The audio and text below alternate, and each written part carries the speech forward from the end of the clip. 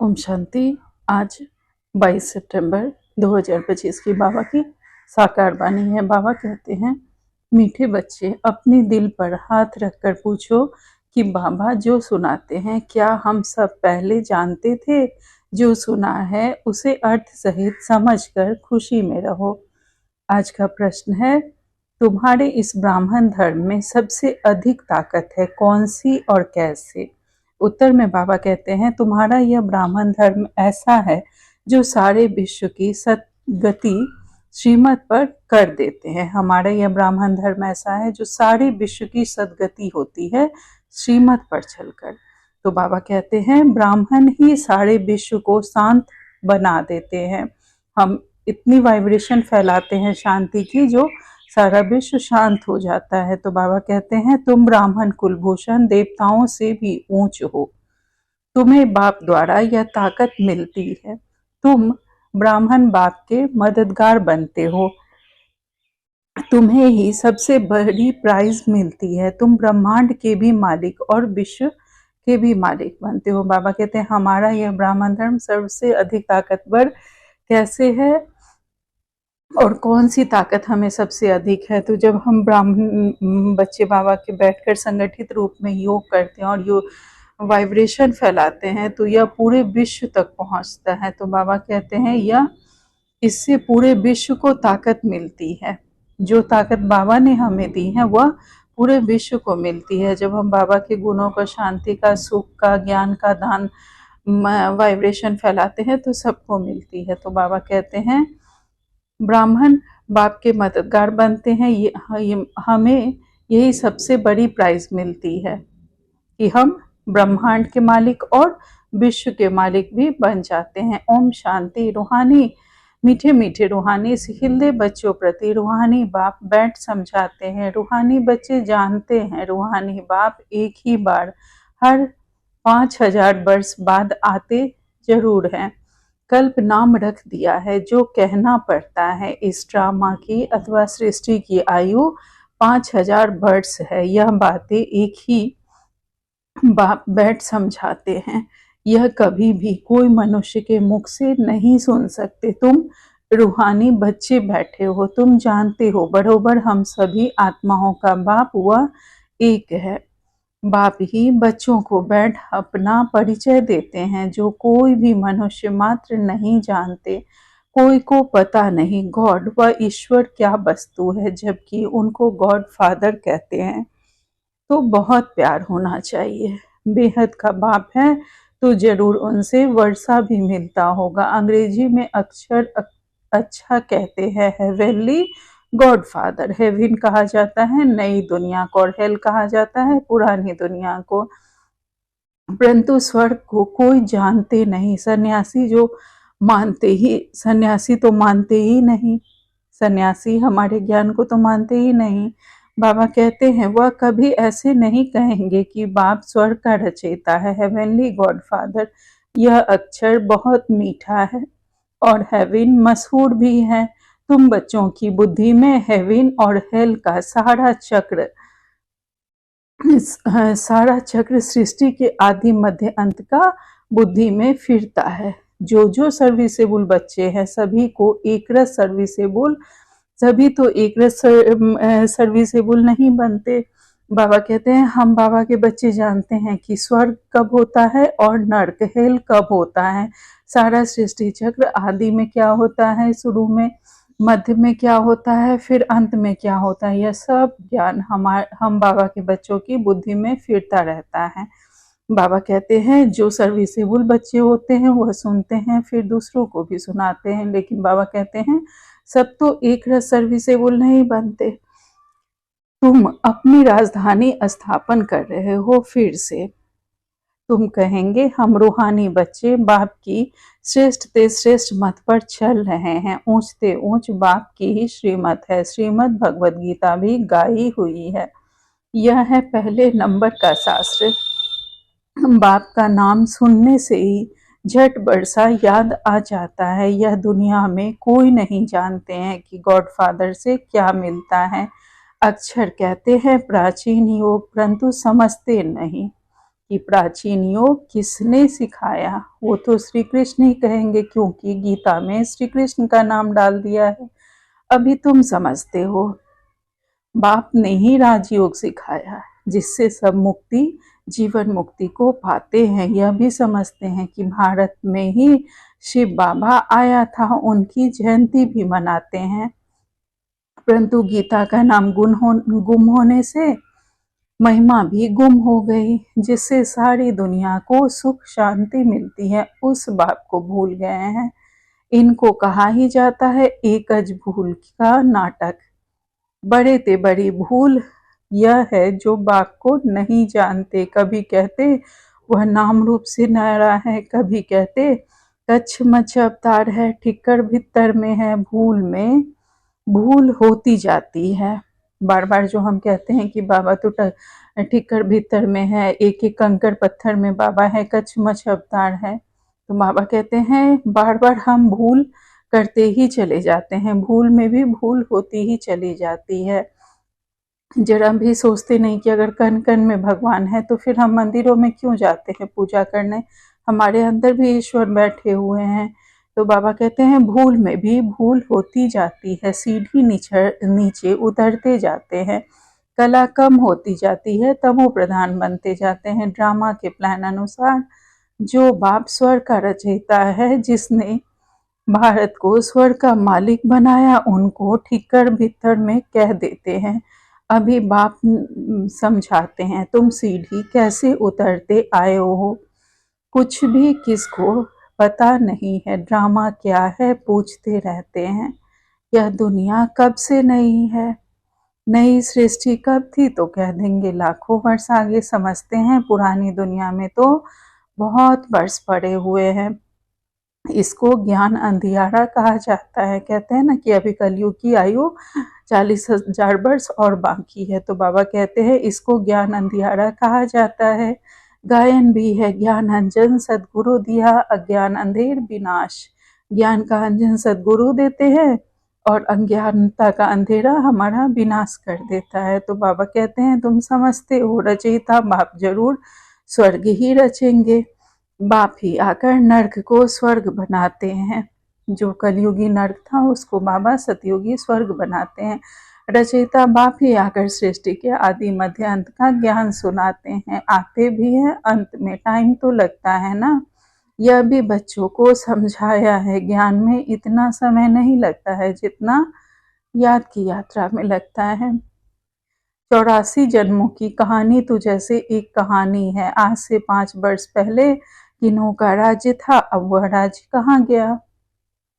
बाबा कहते हैं जैसे 84 जन्मों की तो जैसे एक कहानी है, आज से पहले जो राज्य करते थे वो लोग कहाँ गए, तो उसी तरह कहानी है। बाबा कहते हैं तुम बच्चों को अब सारी नॉलेज है। ये 84 जन्मों की कहानी भी बाबा हमें बताते हैं, तो हम बच्चों को सारी नॉलेज है।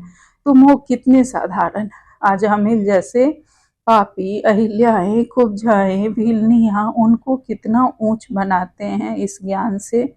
बाबा कहते हैं बाप समझाते हैं तुम क्या से क्या बन गए हो। बाबा आकर समझाते हैं पुरानी दुनिया का हाल देखो क्या है। मनुष्य कुछ भी नहीं जानते कि सृष्टि चक्र कैसे फिरता है।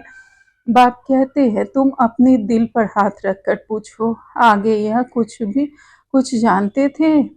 पहले हम बाबा के नहीं बने थे तो हम कुछ भी नहीं जानते थे, तो बाबा कहते हैं कुछ भी नहीं, अभी जानते हो। बाबा फिर से आकर हमको विश्व की बादशाही देते हैं। कोई की बुद्धि में नहीं आएगा कि विश्व की बादशाही क्या होती है। विश्व माना सारी दुनिया। तुम जानते हो बाप हमको ऐसा राज्य देते हैं जो हमसे आधा कल्प तक कोई छीन नहीं सकते। तो बच्चों को कितनी खुशी होनी चाहिए, बाप से कितना बार राज्य लिया है। बाप सत्य है, सत्य शिक्षक भी है, सत्य गुरु भी है। कब सुना ही नहीं, अभी अर्थ सहित तुम समझते हो। तुम बच्चे हो, बाप को तो याद कर सकते हो। आजकल छोटेपन में ही गुरु करते हैं, गुरु का चित्र बनाए भी गले में डालते हैं, वह घर में रखते हैं। यह तो वंडर है। बाप, शिक्षक, सतगुरु सब एक ही है। बाप कहते हैं मैं साथ में ले चलूंगा, तुमसे पूछेंगे क्या पढ़ते हैं बोलो? हम नई दुनिया में रजाई प्राप्त करने के लिए राजयोग पढ़ते हैं। यह है ही राजयोग। जैसे बैरिस्टर योग होता है तो जरूर बुद्धि में योग बैरिस्टर तरफ जाएगा। टीचर को जरूर याद तो करेंगे ना, तुम कहेंगे हम स्वर्ग की रजाएं प्राप्त करने के लिए ही पढ़ते हैं। कौन पढ़ाते हैं? शिव बाबा भगवान। उनका नाम तो एक ही है जो चला आया है। रथ का नाम तो है नहीं, मेरा नाम है ही शिव। बाप शिव और रथ ब्रह्मा कहेंगे। अभी तुम जानते हो यह कितना वंडरफुल है। शरीर तो एक ही है। इनको भाग्यशाली रथ क्यों कहते हैं? क्योंकि शिव बाबा की प्रवेशता है। तो जरूर दो आत्माएं ठहरी, यह भी तुम जानते हो। किसको? तो यह ख्याल भी हम बाबा कहते हैं कि यह भी हम जानते हैं कि यह भाग्यशाली रथ क्यों है ब्रह्मा बाबा का, क्योंकि स्वयं परमात्मा की इसमें प्रवेशता होती है। तो बाबा कहते हैं तो इसमें जरूर दो आत्माएं ठहरी। बाबा कहते यह भी तुम बच्चे जानते हो, और बाकी किसको तो ख्याल नहीं आता। अब दिखाते हैं भागीरथ ने गंगा लाई, क्या पानी लाया? अभी तुम प्रैक्टिकल में देखते हो क्या लाया, किसने लाया, किसने प्रवेश किया? बाप ने किया ना। मनुष्य में पानी थोड़े ही प्रवेश करेगा, जटाओं से पानी थोड़े ही आएगा। इन बातों पर मनुष्य कभी ख्याल नहीं करते। इन कथा कहानियों पर मनुष्य भक्ति मार्ग में कभी ख्याल नहीं करते। तो बाबा कहते हैं कहा ही जाता है रिलीजन इज माइट। रिलीजन में ताकत है। बताओ सबसे जास्ती किस रिलीजन में ताकत है? तो किस में सबसे ज्यादा है? हमारे ब्राह्मण रिलीजन में सबसे ज्यादा ताकत है। हाँ, यह ठीक है। जो कुछ ताकत है ब्राह्मण धर्म में ही है, और कोई रिलीजन में ताकत नहीं। तुम अभी ब्राह्मण हो, ब्राह्मणों को ताकत मिलती है बाप से, फिर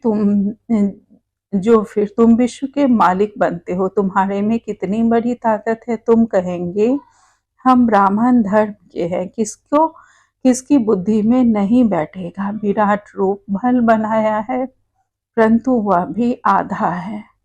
मुख्य रचता और उनकी पहली रचना को कोई नहीं जानते। बाप है रचता, फिर ब्राह्मण है चोटी। इसमें ताकत है। बाप को सिर्फ याद करने से ताकत मिलती है। बच्चे तो जरूर नंबरवार ही बनेंगे ना। तुम इस दुनिया में सर्वोत्तम ब्राह्मण कुल भूषण हो, देवताओं से भी ऊंच हो। तुमको अब ताकत मिलती है। सबसे जास्ती ताकत है ब्राह्मण धर्म में। ब्राह्मण क्या करते हैं? सारी विश्व को शांत बना देते हैं। तुम्हारा धर्म ऐसा है जो सर्व की सदगति करते हैं श्रीमद् द्वारा। तब बाप कहते हैं तुमको अपने से भी ऊंच बनाता हूँ। तुम ब्रह्मांड के भी मालिक, विश्व के भी मालिक बनते हो। सारे विश्व पर तुम रजाई करेंगे। अभी गाते हैं ना, भारत हमारा देश है। कभी महिमा के गीत गाते, कभी फिर कहते भारत की क्या हालत है। जानते नहीं कि भारत इतना ऊंच कब था। मनुष्य तो समझते हैं स्वर्ग अथवा नरक यहाँ है। किसको धन मोटर आदि है वह स्वर्ग में है। यह नहीं समझते स्वर्ग कहा ही जाता है नई दुनिया को। यहाँ सब कुछ सीखना है। साइंस का हुनर भी फिर वहाँ काम आता है। जो साइंस वाले होते हैं उनके उस आत्मा में वो कला मौजूद होती है, तो फिर वो अपना हुनर वहाँ सतयुग में दिखाते हैं। तो बाबा कहते हैं यह साइंस भी वहाँ सुख देती है। यहाँ तो इन सब में है अल्पकाल का सुख, वहाँ तुम बच्चों के लिए यह अस्थाई सुख हो जाएगा। यहाँ सब सीखना है जो फिर संस्कार ले जाएंगे। कोई नई आत्माएं नहीं आएंगी जो सीखेंगी।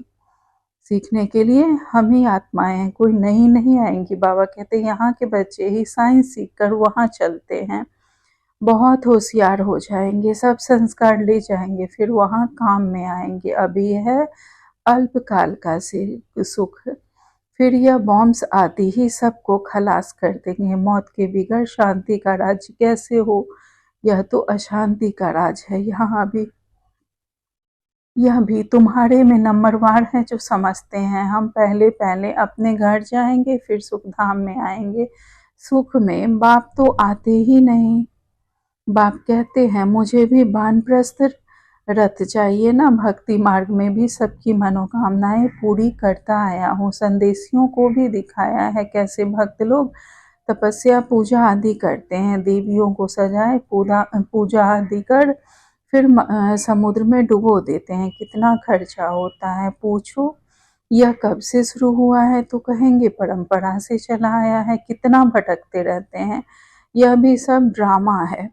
बाप बार बार बच्चों को समझाते हैं हम तुमको बहुत मीठा बनाने आए हैं। यह देवताएं कितने मीठे हैं। अभी तो मनुष्य कितने कड़वे हैं। जिन्होंने बाप को बहुत मदद की थी उन्हों की पूजा करते रहते हैं। तुम्हारी पूजा भी होती है, पद भी तुम ऊंच प्राप्त करते हो। बाप खुद कहते हैं मैं तुमको अपने से भी ऊंच बनाता हूँ। ऊंचते ऊंच भगवान की है श्रीमत। गीता में भी श्रीमत मशहूर है। श्रीमत तो इस समय बाप से वर्षा ले रहे हैं। श्री कृष्ण तो इस समय बाप से वर्षा ले रहे हैं। ब्रह्मा बाबा अभी बाप से वर्षा ले रहे हैं। श्री कृष्ण की आत्मा के रथ में बाप ने प्रवेश किया है। कितनी वंडरफुल बात है। कभी किसकी बुद्धि में आएगा नहीं। समझने वालों को भी समझाने में बड़ी मेहनत लगती है। बाप कितना अच्छी रीति बच्चों को समझाते हैं। बाबा लिखते हैं सर्वोत्तम ब्रह्मा सुख सर्वोत्तम ब्रह्मा मुख वंशावली ब्राह्मण। तुम उच्च सर्विस करते हो तो यह प्राइज मिलती है। तुम बाप के मददगार बनते हो तो सबको प्राइज मिलती है। नंबरवार पुरुषार्थ अनुसार तुम्हारे में भी बड़ी ताकत है। तुम मनुष्य को स्वर्ग का मालिक बना सकते हो। तुम रूहानी सेना हो। तुम यह बैच नहीं लगाएंगे तो मनुष्य कैसे समझेंगे कि यह भी रूहानी मिलिट्री है। मिलिट्री वालों को हमेशा बैच लगा हुआ होता है। शिव बाबा है नई दुनिया का रचयिता। वहाँ इन देवताओं का राज्य था, अब नहीं है। फिर बाबा कहते हैं मन मना भव देह सहित सब संबंध छोड़ माँ में कम याद करो तो श्री कृष्ण की डिनाइस्टी में आ जाएंगे। इसमें लज्जा की तो बात ही नहीं। बाप की याद रहेगी। बाप इनके लिए भी बताते हैं। यह नारायण की पूजा करते थे। नारायण की मूर्ति साथ में रहती थी। चलते फिरते उनको देखते थे। अभी तुम बच्चों में ज्ञान है, बहस तो जरूर लगा रहना चाहिए। तुम हो नर से नारायण बनाने वाले। राजयोग भी तुम ही सिखलाते हो। नर से नारायण बनाने की सर्विस करते हो। अपने को देखना है हमारे में कोई अवगुण तो नहीं है। तुम बच्चे बाप दादा के पास आते हो। बाप है शिव बाबा, दादा है उनका रथ। बाप जरूर रथ द्वारा ही मिलेंगे ना। बाप के पास आते हैं रिफ्रेश होने। सम्मुख बैठने से याद पड़ती है। बाबा आया है ले जाने के लिए। बाप सम्मुख बैठे हैं तो जास्ती याद आनी चाहिए। अपनी याद की यात्रा को वहाँ भी तुम रोज बढ़ा सकते हो। अच्छा मीठे मीठे सिकिलते बच्चों प्रति माता पिता बाप दादा का याद प्यार और गुड मॉर्निंग। रूहानी बाप की रूहानी बच्चों को नमस्ते। हम सब रूहानी बच्चों की रूहानी माता पिता बाप दादा प्यार गुड मॉर्निंग और नमस्ते नमस्ते नमस्ते। शुक्रिया बाबा आपका पद्मा पदम शुक्रिया। आज धारणा के लिए मुख्य सार में बाबा ने पहली पॉइंट कही है अपने को देखना है कि हमारे में कोई अवगुण तो नहीं है। जैसे देवताएं मीठे हैं ऐसा मीठा बना हूँ। दूसरी पॉइंट में बाबा कहते हैं बाप की श्रेष्ठ मत पर चल। अपनी राजधानी स्थापन करनी है। सर्विसेबल बनने के लिए सृष्टि के आदि मध्य अंत का हेवन और हेल का ज्ञान बुद्धि में फिर आना है। आज बाबा ने हमें वरदान दिया है सहज योगी भव। बाबा कहते हैं खुदाई खिदमतगार की स्मृति द्वारा सहज याद का अनुभव करने वाले सहज योगी भव। विस्तार में बाबा कहते हैं खुदाई खिदमतगार अर्थात जो खुदा व बाप ने खिदमत सेवा दी है उसी सेवा में सदा तत्पर रहने वाले। सदा यही नशा रहे कि हमें स्वयं खुदा ने खिदमत दी है। कार्य करते हुए जिसने कार्य दिया है उसको कभी भूला नहीं जाता। तो कर्मणा सेवा में भी यह स्मृति रहे कि बाप के डायरेक्शन अनुसार कर रहे हैं तो सहज याद का अनुभव करते सहज योगी बन जाएंगे। जब हम कोई कार्य करते सदा याद रखेंगे कि यह कार्य हमें किसने दिया है, कराने वाला कौन है, तो सहज बाबा की याद रहेगी। तो बाबा कहते हैं आज स्लोगन में सदा गॉडली स्टूडेंट लाइफ की स्मृति रहे तो माया समीप नहीं आ सकती। हम कौन हैं? हम गॉडली स्टूडेंट हैं, अभी हम स्टूडेंट लाइफ में हैं। तो बाबा कहते हैं अगर सदा यह स्मृति रहे कि हम गॉडली स्टूडेंट हैं तो माया समीप नहीं आ सकती। आज का व्यक्ति सारे हैं जितना स्थापना के निमित्त हुए ज्वाला रूप होंगे उतना ही विनाश ज्वाला प्रत्यक्ष होगी। संगठन रूप में ज्वाला रूप की याद विश्व के विनाश का कार्य संपन्न करेगी। इसके लिए हर सेवा केंद्र पर विशेष योग के प्रोग्राम चलते रहे तो विनाश ज्वाला को पंखा लगेगा।